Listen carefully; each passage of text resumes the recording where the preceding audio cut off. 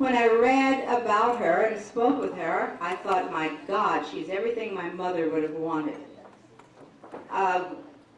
She finished Hampton, then she went to Howard, got not only her law degree, but an additional degree.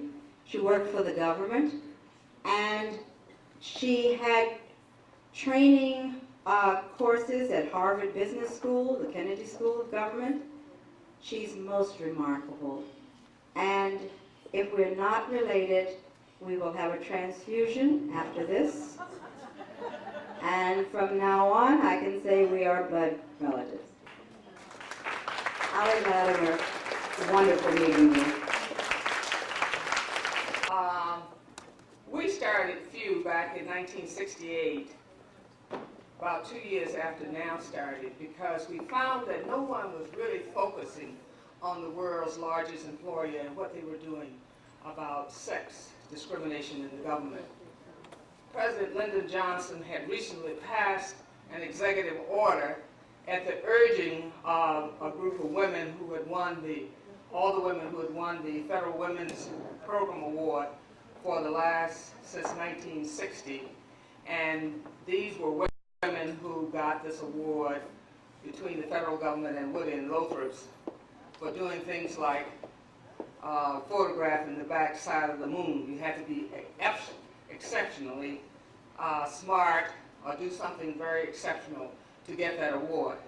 They were invited to the White House, and they urged, along with some others, for the president to add sex as one of the prohibited forms of discrimination. As you recall, in 1964, when the Civil Rights Act was passed, sex was there, but it did not apply to the federal government. It only applied to the private sector, but not to the world's largest employer, the federal government.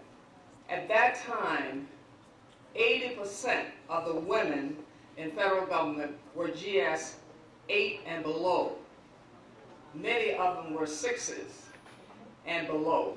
And so it was when we went to, and Florence Perman is here sitting over there, as one of the people attending a seminar, which turned out in those days to be a highly sensitivity training course. I asked how many had heard about the new executive order, and Macy, who was then the Civil Service Commissioner chairperson, had asked, as a result to implement the executive order, a federal women's program, how many had heard of the federal women's program? And Florence Perman and June Tuning were two who were with the Atomic Energy Commission, had heard of it at that time.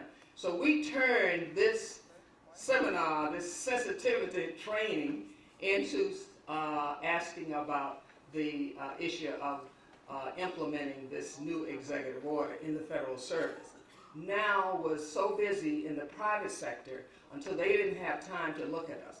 The labor movement, the unions weren't doing anything about this. And so on the last day of that session, I asked Helen Dudley, who was then the teacher for this sensitivity training program, if she would make an announcement to find out who might be interested in determining whether or not they would like to form a group. I had recently come out of the civil rights movement. I took a trainload of people to Selma, and we went down to Selma every Monday morning to be in the line with the voters. And so as a result of that experience, I thought we needed to also activate something in the federal service to focus on ending discrimination against women. What we did in those early days was to make sure that the organization would represent all of the women. I remember we had a woman doctor in that group who said, no, this should be an organization of executive women. But these were the women that had gotten a half a rung on the ladder above the bottom, and feeling that they could not reach down to pull the others up. We wanted to make sure that this did not become something that did not involve all women, races, men, gender, because we had men in the early days, and colors, so that we could be stronger in our commitment of ending sex discrimination in the government. So it was with that vision that we started, just like now. Some of us did start with now, but our interest was more in where we were. I started out in the federal government as a lawyer, as a grade 7.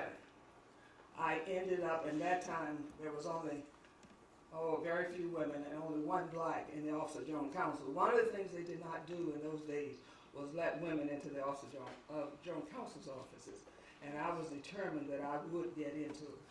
And I organized like I would anything else and went to every agency.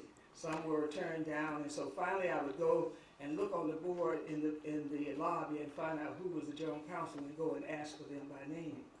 So I was very determined, and we were very determined in those early days.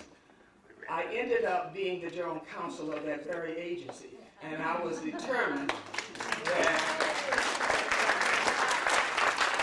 that we would have plenty of women, minorities in the General Counsel's office. One girl said to me one day, she said, we had so many women and minorities in the General Counsel's office, she thought the whole agency was like that. When she went somewhere else and found out she was the only 15, she was very surprised that it did not look like that. But you have to have a conscious effort to do these kinds of things.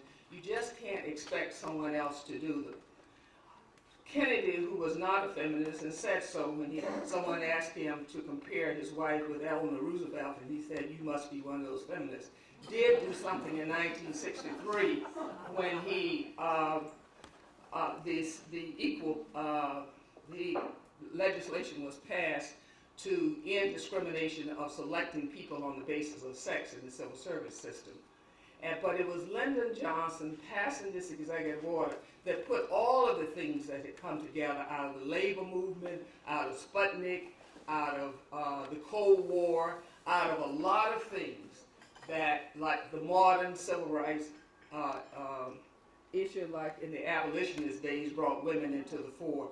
This brought women to focus on their issues and their particular problem. And so it is with that we wanted to focus specifically on what was going on around us. This has brought a number of women.